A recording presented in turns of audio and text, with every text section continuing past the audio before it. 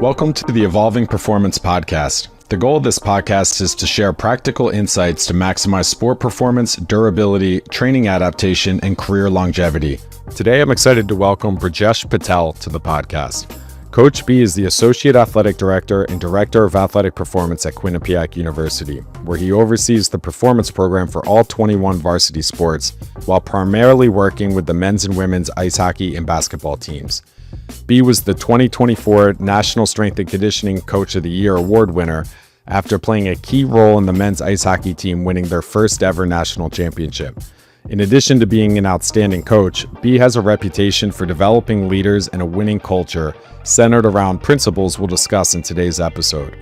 In this episode, Coach B and I will also discuss key questions coaches are asking about athletes that impact recruiting, specific behaviors and attitudes that are likely to compromise an athlete's success, why failing is essential to success, strategies experienced athletes wish they'd adopted earlier in their careers, and what professional athletes are saying about the most impactful habits they develop that help them succeed at the next level. Now, please welcome to the show, Brijesh Patel. B, thanks for being here. I'm pumped to have you on. I think one of the things I'm excited to talk to you about is really just what separates athletes that have successful careers from the ones that struggle to progress. So appreciate you being here. Thanks, Kev. I always love talking to you. So let's have some fun today. Cool. Just to kick things off, I wanted to start by talking about what players can do to make themselves stand out to be more appealing to coaches or better candidates to make a team. So, I think there's a handful of athletes in every group that there's a pretty significant talent or skill gap between them and the rest of the group. And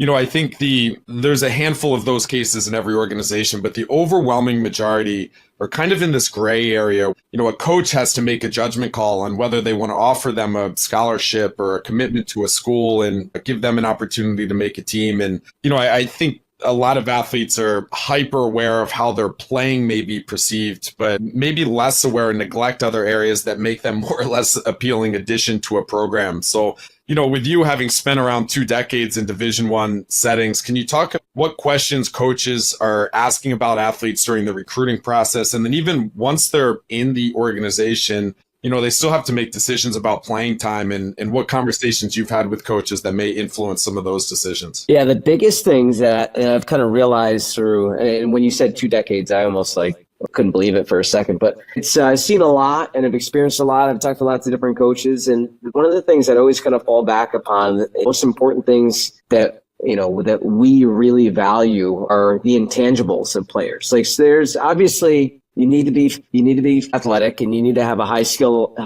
set. But the things that often separate people from each other are the intangibles, like their work ethic, their body language. Do they look you in the eyes? Do they shake your hand? Do they say hello? Do they say goodbye? How do they treat other people? How do they treat other people within the building, whether in the facility? How do they treat their coaches? How do they treat their teammates? Because those are the types of things, like those values and those things that they do on a regular basis are part of their character. And the character often shines through in the most difficult of situations, right? So you may be the best player on your junior team or whatever youth organization that you're in, but every time you take a step up, you're going to be surrounded by other talented players. And so the things that often separate you from each other, if your talent is almost going to be on the same level, it's those intangibles and the value of your character to be able to handle adverse situations when you don't play, when you have an injury, when you receive feedback, your coachability are the things that are often going to separate you from other people. And a lot of coaches start to notice those types of things. Like, I know in discussion with our coaches, some of the questions that they'll ask youth coaches and they'll ask me is like, what'd you think of them when you spoke to them? And when I speak to them, like, my room has nothing to do with playing time at all. And that's part of the thing that I like about what I do is, like, I don't control where you stand on the depth chart. Like, that's all going to be based on, your ability to work and improve and show up on a regular basis, but how they handle their adversity, how they handle when their name's scratched, like how do they handle being called out by a teammate, like how do they handle being sore, being fatigued, being tired during an off season, like how do they show up on a regular basis? Those are the things that I can deliver a coach and say, they're tired today and they really showed it. They're tired today and they let how they feel affect their actions. And those are types of things I can show in a season. Those are the types of things that we value, that we want to have high character people around our program. And it doesn't matter the sport. And those are the ones that we want around, because they know when tough times come, they're going to be able to have the skill set and the character to be able to handle those difficult situations. So obviously, number one, you got to be talented, right? So you've got to be able to work on your skill set. But then the second thing is your values and the morals and the character of the individual that the recruiting has. And some kids can kind of fudge their way through the recruiting process and they can lie their way through it. But if you talk to enough coaches and you talk to their parents and you talk to teachers and you talk to people around them, you can try to peel back on those layers, and you're really going to try to find out how good that kid is. So I think to answer the question is the kid's got to value the things that maybe don't show up when you play. They got to value all the things that happen outside of there too, because that's going to reveal their discipline and their habits. And related to that, I'm curious if there are any commonalities in the traits that you notice that are more likely to lead to an athlete not succeeding. So in other words, an athlete, you talk to an athlete, or, maybe there's a new freshman class or transfers that are coming in, and, your early read on some of the character traits and the value systems that you just alluded to. Are there any commonalities in things that are missing in an athlete's behavior and attitude that are red flags for you, where you think, I really need to work with this athlete to improve these areas, or I don't think that they're going to be successful here? Yeah, sometimes it's a lot of it's their own built-in level of self-awareness. Like, how aware are they of their body language, of the words that they use? I think those are probably the biggest ones, right? And so body language and the words they use. So I'm really big in coaching the words and vocabulary that somebody decides to use. And so when an athlete says like, oh, this is hard, or this is like, I'm not going to be able to do it, like those things in my mind, like red flags, are typically, words that somebody like with a fixed mindset might start to have. And what we want to do is try to get them to be aware, like those are the words that if those are the words that they use on a regular basis, or when they're not able to do something, if they get annoyed, if they complain about something, like those are the things that are going to happen every time they start to meet a challenge or an obstacle. And they've got to be able to almost trick themselves into thinking a different way, but also learn how to think a different way so that they can overcome that challenge or that obstacle so they can actually improve. And so trying to get them to understand how to shift their perspectives and shift their level of awareness to be able to try to understand that I can improve and I can get better no matter how difficult something is, or how difficult something that a coach is going to ask me to do or a teammate wants me to do. Those are the types of things that we recognize right away is that typically be red flags. Is like, how do they talk to themselves? How do they talk to each other?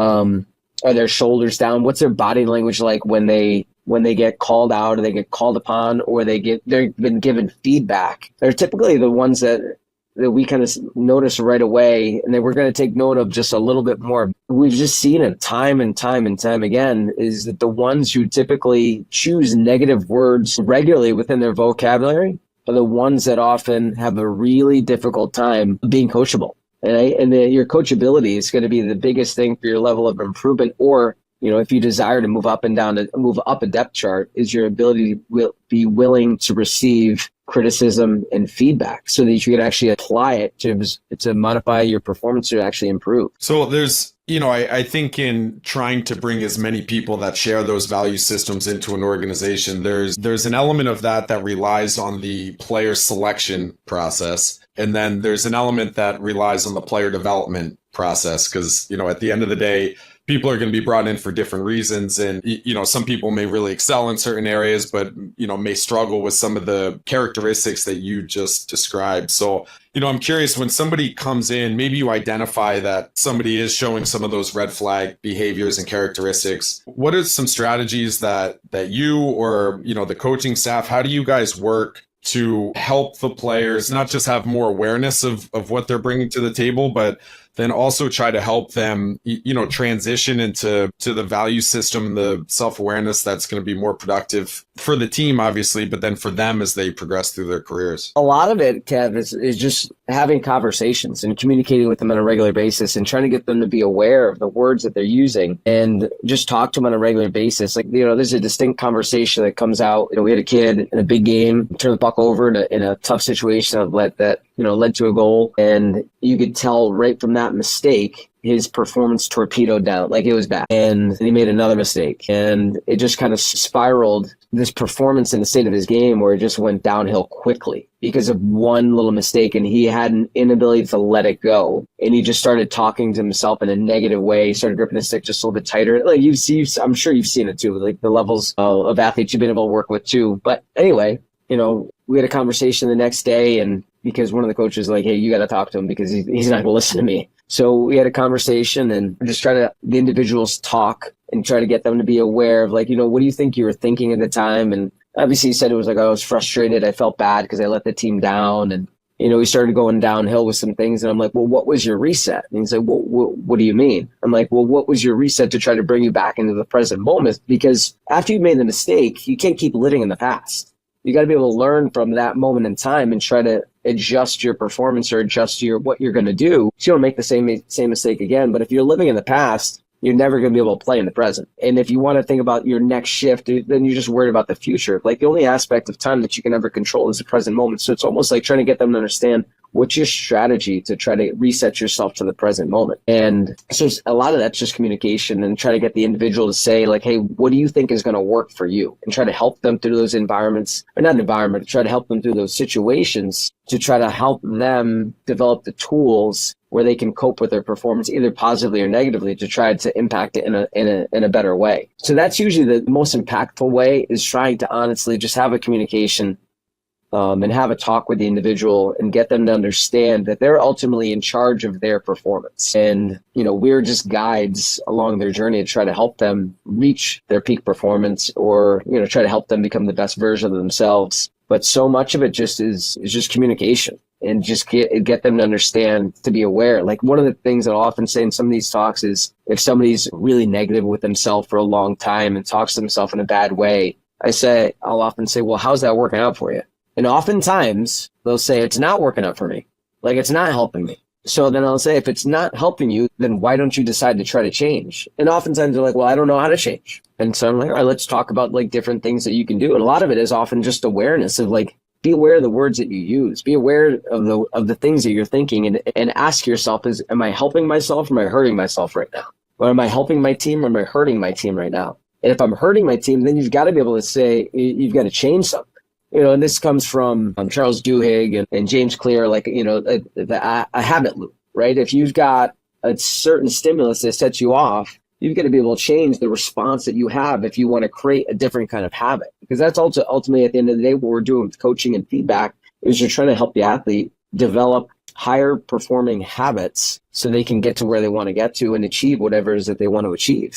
Does that make sense? Yeah, 100%. I think kind of related to having those conversations and developing the character of all the players on the roster. Your program is really known for having a culture that supports high performance and that supports each other, where everybody's kind of pulling in the same direction. And we've been fortunate to have a couple alumni of your program come through our building, either obviously playing on the team or at development camps. And one thing that stood out across the board is that they all seem to have a confidence in who they are and what they can bring to the table that I certainly don't see in all the players, but that's been pretty consistent with your group. So, I've always really believed that everybody on a team is a leader in some form. Some people are vocal leaders, some people are energy leaders, but the way I think about leadership is that you're doing something that is going to change the behavior of somebody else. And with that, you can also lead in a negative direction, meaning, you can be in the back of the line, rolling your eyes at stuff, not paying attention, distracting other people, and you're still leading. You're just leading in a way that's going to detract from your performance, your teammates' performance, and ultimately the team,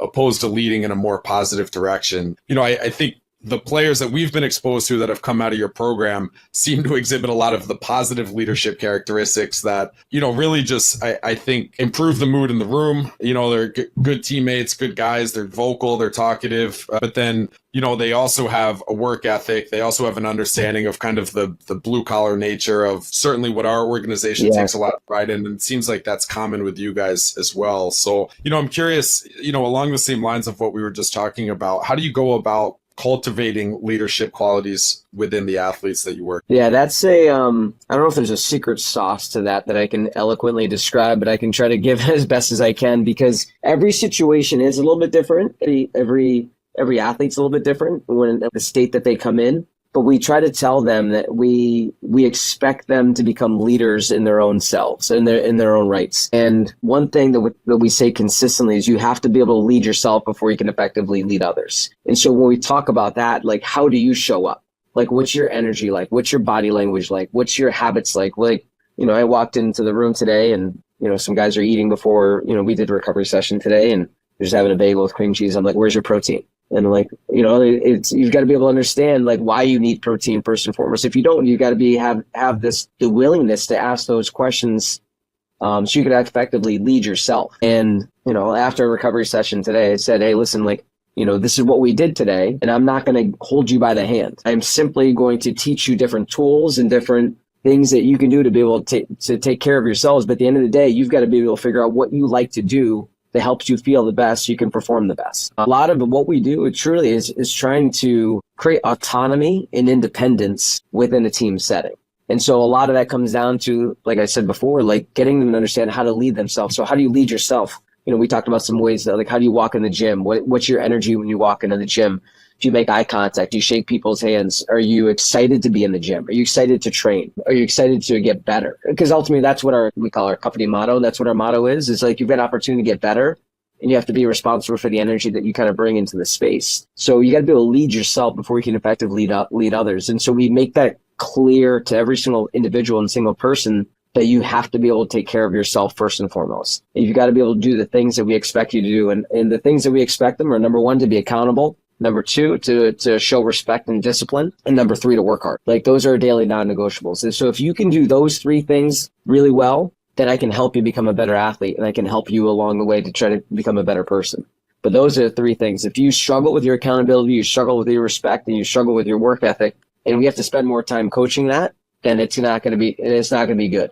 And so we've got to be able to get through their heads first and foremost. So those are the things that you need to work on. And we can do those, and I can help you become a better athlete. We can get you stronger. We can get you faster. We can get you in better shape. And ultimately, what we're trying to do is get them prepared for when they practice, so they can practice together. So I don't know if this is making any kind of coherent sense, but a lot of it comes down to getting them to understand that they are in control of their own journey. They're in control of their career. They're in control of their season. And ultimately, when you break it down to the micro level, they're in control of their training session. They're in control of their practice. Obviously, a coach is going to dictate what they're going to do on a certain day, or I'm going to dictate what they're going to do within a gym session. But they have to be able to show up with those non-negotiables to maximize the effectiveness of that session.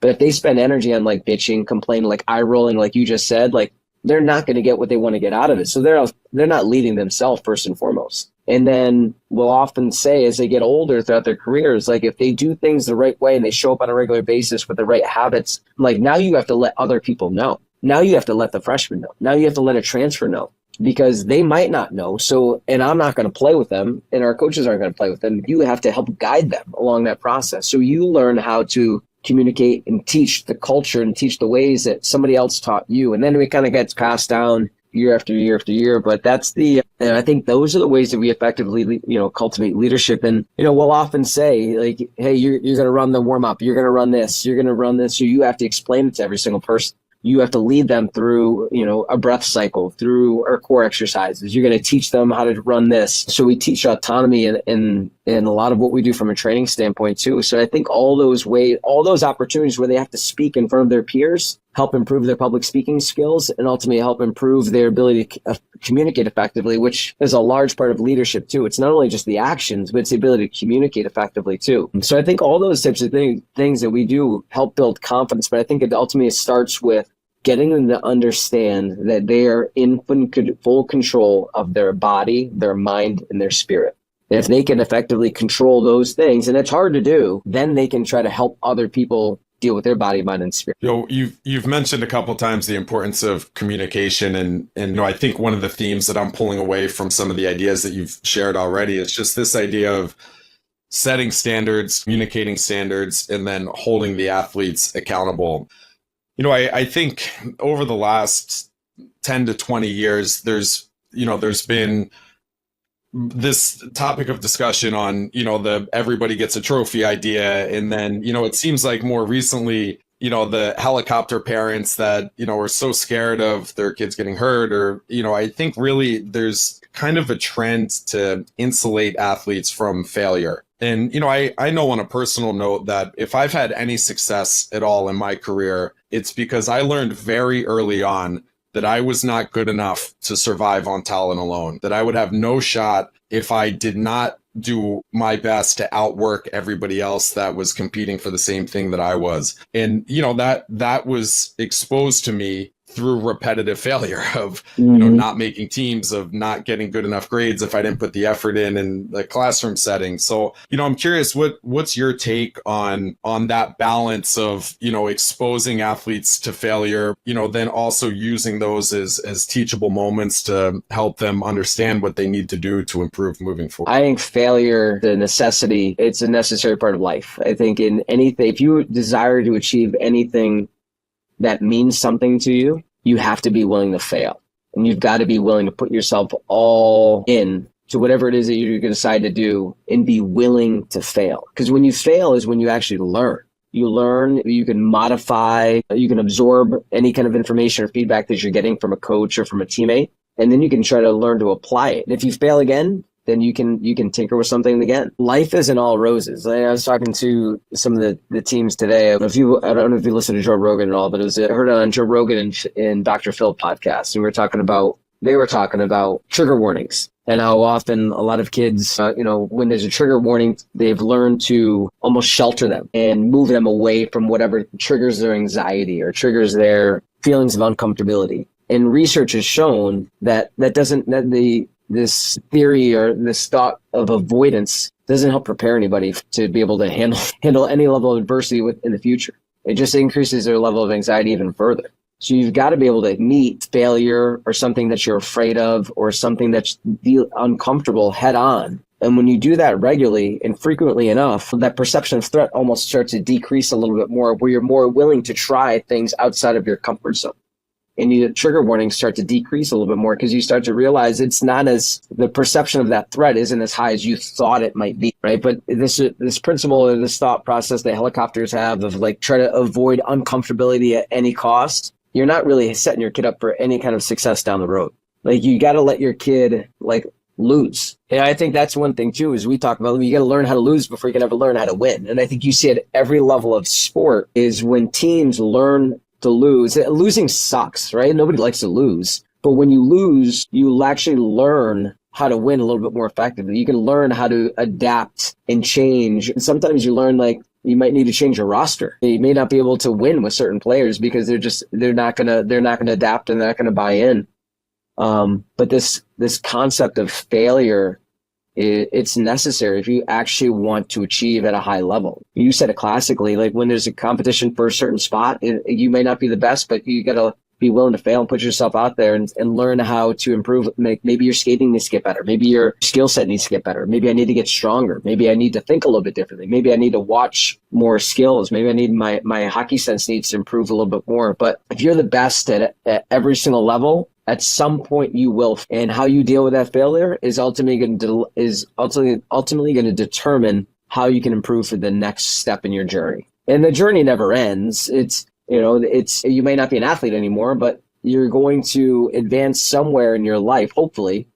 And you've got to understand you'll be willing to accept failure in some sense, and that's the only way you're really going to learn. So, if you can accept it and you can understand that life will be hard and things will be difficult and there will be challenges, ultimately it's going to come down to how do I meet those challenges? What's my mindset? What's my approach on how to handle difficult situations? One of the things that comes to mind as you're talking about that is even on more of a single event level where, a player may attempt something on the ice or whatever their sport is and, it not go well. Maybe they create a turnover or, they try something that's a little bit outside of their typical scope. And, when it works, it's oh, brilliant play. When it doesn't, it's what were they thinking? They should have never tried it. But, I'm curious, we talk about failure as an opportunity for learning. I think the knee-jerk reaction from coaches is when there is a event like that takes place during a game that does not go well. The knee-jerk reaction is to just lean into the kid and say, never do that again. But I've certainly seen it in sports where, there's players that are out playing not to make mistakes, which is, a little bit of a slippery slope from a mentality standpoint too. It's almost, the difference between playing to win versus playing not to lose. So, any feedback or advice for coaches that, maybe are standing on the sidelines or behind the bench that, in that moment, I see it from that perspective too. It's hard to allow players to make mistakes when it impacts the whole team, but, kind of tying it back to that's a learning opportunity for them and, for the rest of the group potentially. You know what, if you think about it from this standpoint, and I think this was, comes from Mike Babcock. I don't know if you've ever heard this too, but after games, especially like bad games or bad performances, he wouldn't rip them right afterwards in the locker room. He'd wait like 5 to 10 minutes. And those 5 to 10 minutes allowed him to calm down just a little bit and then start to look at the entire picture and the entire game a little bit more effectively. So then he could deliver the message, his post-game message that he wanted to deliver. Because oftentimes you just get pissed about the last thing that just happened. When in reality, you could have done a lot of good things and just made one mistake. Yeah, the one mistake might have cost you, but try to take the good with the bad too. And because oftentimes the player hears the last thing you said, right? And so if the last thing you said was a negative, and it depends on how the player's going to take it too, right? That's another part of the equation too. But it's like from a coach's standpoint is try to take a deep breath. Like if you see something that happens that really pisses you off, that could have cost the team, take a deep breath. Try to put yourself in the player's perspectives, because oftentimes the player is not going to be like, oh, let me see like how bad of a mistake I can make right now to see how much of it, our team can lose by. You know what I mean? The person isn't doing it intentionally. Hopefully not. But so oftentimes the coach should try to put yourself in their shoes and try to understand what they were doing from their perspective. And if you can try to do that, then you can try to connect with the player on an individual, because the player's already going to feel bad. Right? They're already going to feel a certain way. So what good is it going to make them feel if you try to put them down even further? You've got to be able to try to put yourself in their shoes and understand like, hey, what were you trying to do on that play?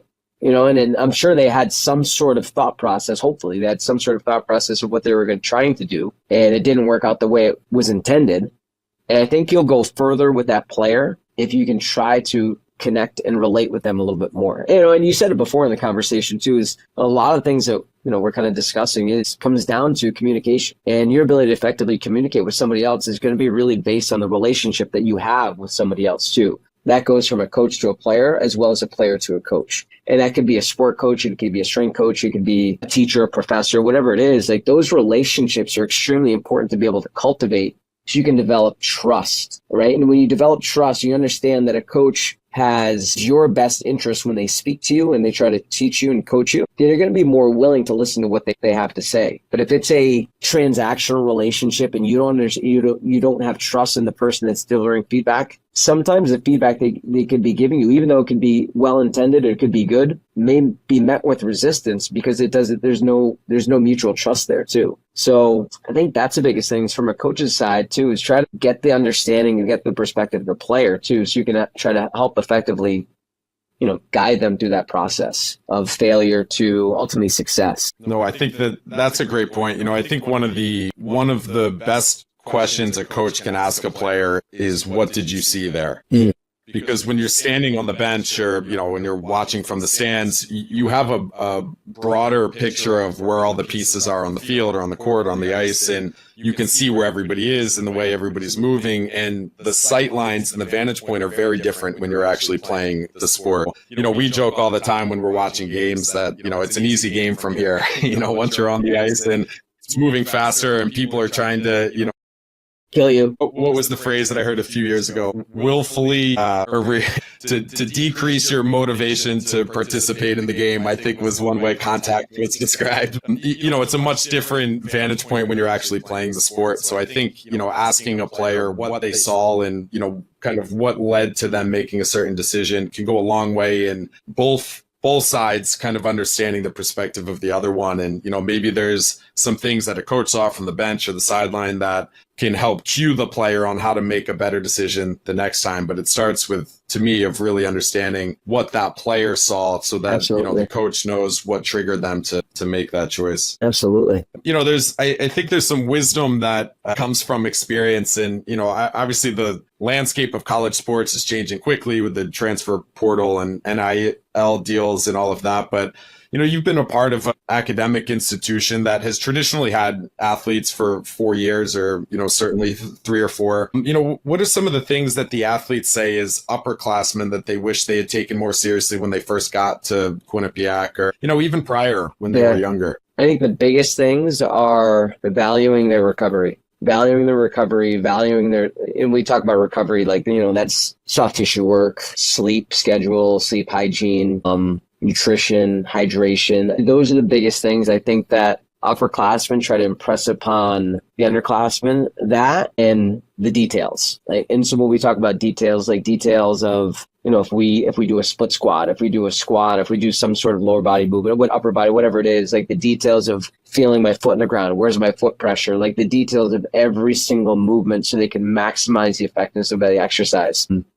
Because typically when kids come in, they're often the best players in whatever team they're on. They've been able to have some level of success by just doing things the way they normally do it. And then when we get them here, we try to get them to understand that, the details are what really matters. That we're going to think big, but we have to be able to focus small. And we've got to be able to focus on our daily habits and how we do things and the purpose and the intention behind every single movement that we do. And not only just movement, but every action that we do. And when we can do those on a regular basis, we can start to change patterns. We can create new patterns. We create more effectiveness. We can become a better athlete. We can learn a level of awareness, but then also getting to understand that things outside of the gym in the arena probably are more impactful to what they actually do when they're in the gym in the arena. So get them to understand how to become a 24-hour athlete and get them to understand that, going to bed at 1 o'clock is probably not going to be really good or beneficial for their performance if they have to train at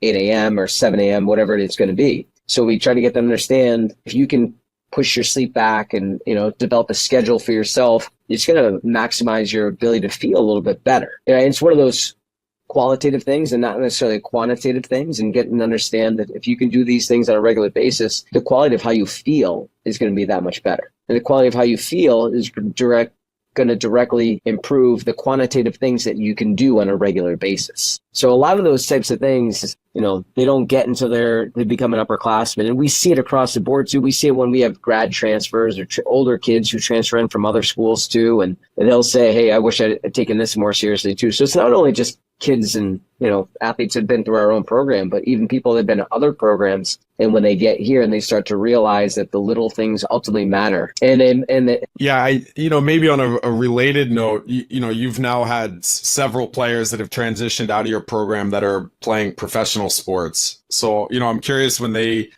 come back to visit you or you catch up with them, what are some of the things that they come back and say has really helped them as far as their experience working with you and, the experience of playing for Quinnipiac with the coaching staff and everything else? What has really helped them transition effectively from college to professional sports? I think the feedback that we often get, it's the mindset that we try to teach them, the attitudes that we try to teach them. But what that ultimately comes down to is we try to tell them and teach them that you have to learn how to become a pro before you turn pro.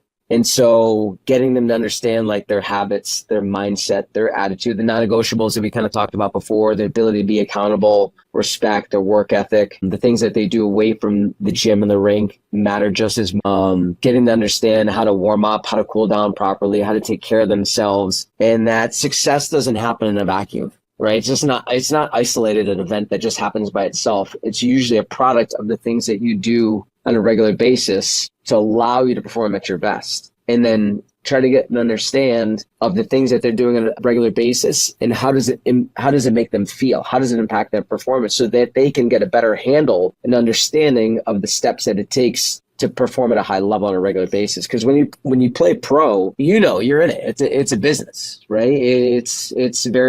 So it's oftentimes transactional. And if you're not getting the job done, then you're going to go down the depth chart, or they're going to get sent down a level, or, you're going to get traded, you're going to get cut, you're not going to get re-signed. So a lot of it's independent in nature. You have to be able to have the tools, the discipline, the mindset, and the attitude to handle adversity, to handle failure, to handle disappointment, to understand how to take care of yourself physically, mentally, spiritually, to be able to overcome all the difficult things are going to be presented at you. Because, I'll say it, we don't get, all-stars, right? We don't get people that are going to be in the top 5% of the league necessarily. Like the players that we develop and that we get are going to be those ones that are going to be maybe bottom 6 forwards or, a last pair, a defenseman. Like they've got to work and they've got to grind on a regular basis to be able to try to put themselves in the best position to not only earn a first contract, but earn a third or fourth where you could actually make some good money playing professional sport. And so I think the things that our athletes often come back to us is, and we see it when guys go to dev camp, like they go to dev camps and they're invites, they're not draft picks, they're invites. They'll say, like one of them actually just said to me today, he's like, we met with the team sports psychologist and everything what the sports psychologist was saying, I've heard at Quinnipiac, like I heard at school. Whereas feedback from other players are like, oh, I never knew that. I never heard that before. And so a lot of the things that we say on a regular basis and how we do things is trying to get them to understand how to become a pro in the full sense of the term, not just from a skill set standpoint, but from a preparation standpoint, from a nutritional standpoint, from a spiritual standpoint, like meditation, mind control, handling adversity, all those types of things are the things that I think our athletes fall back upon and help their preparation. Because they see it at the next level too. Some people just are not as prepared because they haven't been taught those types of things. And I'm sure you've seen that too. So I appreciate the feedback that at least the athletes that you've seen that come through our program are well equipped and well prepared to play and help your organization. No, I think one of the things that we talk about with our prospects at development camp too is just this idea, you often hear players say like, I'll do whatever it takes to make the team or make the next level. And to me, it's important to really shine a light on what that means, because even if you practice as hard as you possibly can and you work as hard as you possibly can in a game, if that's all you're doing, it's not good enough. Certainly not at our level. And, I suspect not at your level. And, that can trickle down even into when players are entering high school and it's starting to become a little more competitive, that,